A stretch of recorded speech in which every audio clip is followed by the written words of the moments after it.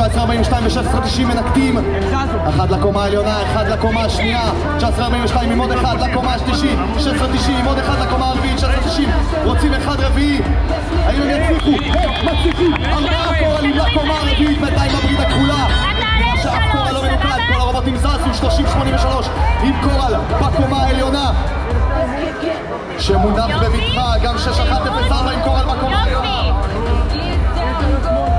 שלאט ובזהירות מונח גם הוא בבטחה. 1690 עם אלג'י אחד בבארג'. אלג'י אחד הוא עף לכיוון הברית הכחולה. 1942 עם עוד קורל לקומה השלישית.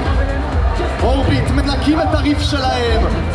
אלג'י אחר אלג'י, צעד צעד הריף שלהם נקי מהכדורים הירוקים והמלוכלכים האלה. L3, אחרון ל-L3. בינתיים סינדרלה עם קורל על הרובוט.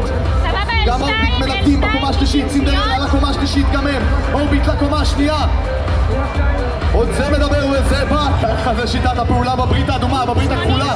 לא נשארים מאחור. דמאסיה, דזרט איגלס וארטמיס שמים קורל קורל על הריף. 5635 התכווננו ויעיפו אלג'י מהריף. גם הם מנקים את הריף שלהם. 5635 עם קורל על השלב השלישי בריף. 6104 ירצו להניח את זה אבל הם לא מצליחים.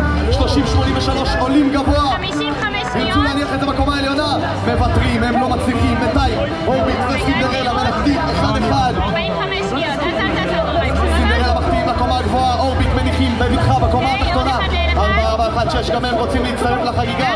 יש להם רובוט המוחצנים, הם מתכווננים אל הריף האדום.